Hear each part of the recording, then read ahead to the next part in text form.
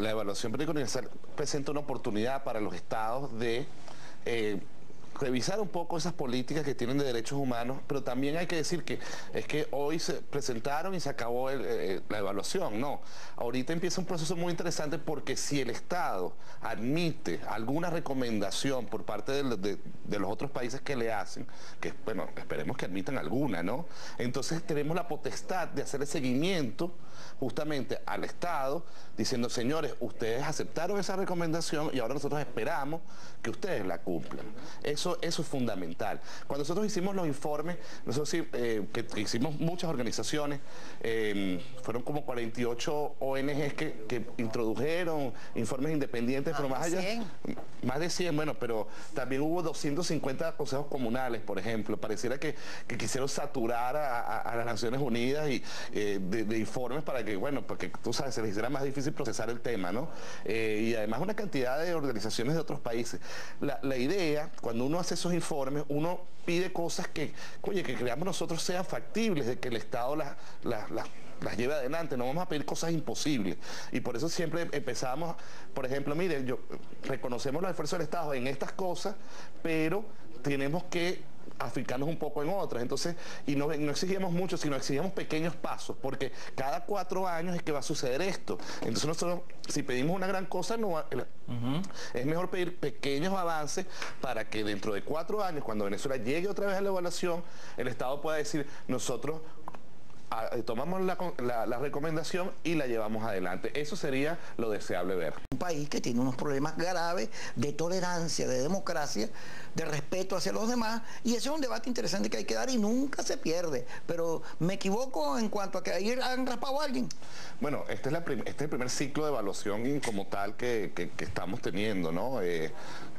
Realmente vamos a ver qué pasa dentro de 4 años. Yo lo que creo es que el Estado, con esa, digamos que multitudinaria comisión que fue hasta Ginebra, lo que está es validando de alguna manera el mecanismo, ¿no? Lo está validando porque obviamente le importa, o sea, le importa estar allí y defender, aunque no hayan respondido a las preguntas, ciertamente, bueno, está allí, le importa, su presencia allí, como digo, con todos estos ministros, pareciera que es algo que les puede afectar. Y mencionando el caso a Fiuni, va a llegar un momento que la presión internacional va a ser tan, y el costo va a ser tan alto para el Estado que van a tener que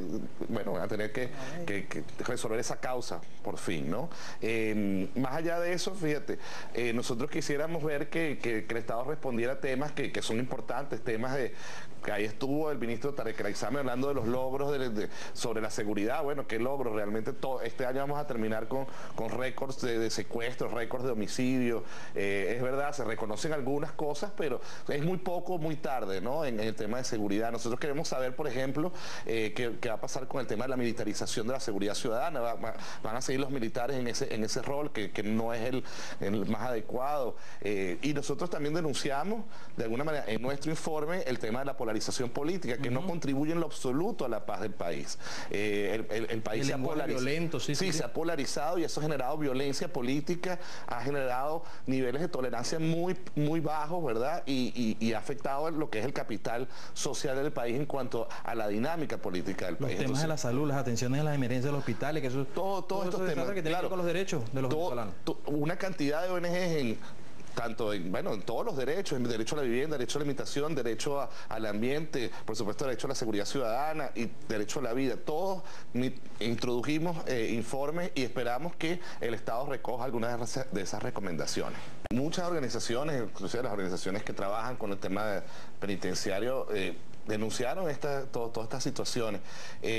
Aquí lo interesante es que estaba escuchando que el Estado venezolano hizo un esfuerzo para averiguar todas las violaciones de derechos humanos del 60 al 98. Del 98 para adelante, aquí no se ha violado los derechos humanos de nadie, aparentemente, ¿no? Y está esa ley para sancionar los crímenes de derechos que está en agenda legislativa, que es desde el 58 al 98. Pero después, fuera de esos periodos, aquí no se han violado derechos humanos. Cuando tú mencionas esos casos, hay casos que son emblemáticos, yo creo que son, que parecieran que son tan obvios de violaciones de derechos humanos que ha sucedido en este periodo de este gobierno, que parece que no, bueno, no van a tener resolución o no van a tener ningún tipo de investigación mientras que estén estas autoridades, ¿verdad? Que prácticamente se ponen una venda y no quieren ver las fallas que tiene este gobierno en materia de derechos humanos. Mira, pareciera que es el mismo guión que se tiene aquí en Venezuela: polarizar, juegos de suma cero, donde el que gane el otro tiene que perder.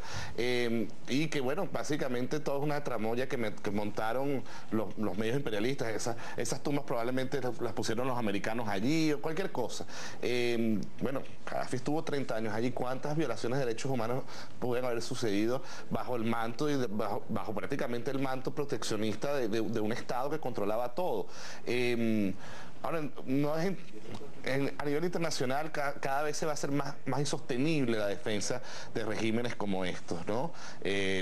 Ya, bueno, la primavera del Medio Oriente, todos estos cambios que están sucediendo en el Medio Oriente, bueno, no le conviene a este régimen en particular porque tiene muchas amistades en esa zona. El tema fundamental aquí es que el Estado reconozca de alguna manera en los escenarios internacionales que tiene una responsabilidad frente al concierto de naciones, ¿verdad?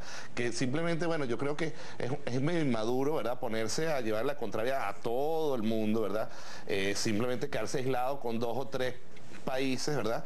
Que lamentablemente se catalogan como forajidos en todo esto. Entonces, realmente, volviendo al tema de la evaluación, yo creo que si el Estado dedica tiempo y quiere realmente mejorar la situación de los derechos humanos, debe responder a las preguntas que están ahí puestas por los informes de la Troika, que son estos 3 países que fueron escogidos aleatoriamente. Realmente el imperio no los escogió ni nada, sino que eso hace que la evaluación sea más transparente, sea más ecuánime en cuanto a lo que dicen allí. Entonces, eso es lo que tiene que ver el Estado venezolano, que aquí no hay ninguna persecución de ningún Estado contra otro Estado en estos procesos, y que ciertamente el Estado va a ser evaluado cada 4 años, y si cada 4 años van a seguir prácticamente respondiendo prescritos que no responden realmente a las interrogantes de sus homólogos países,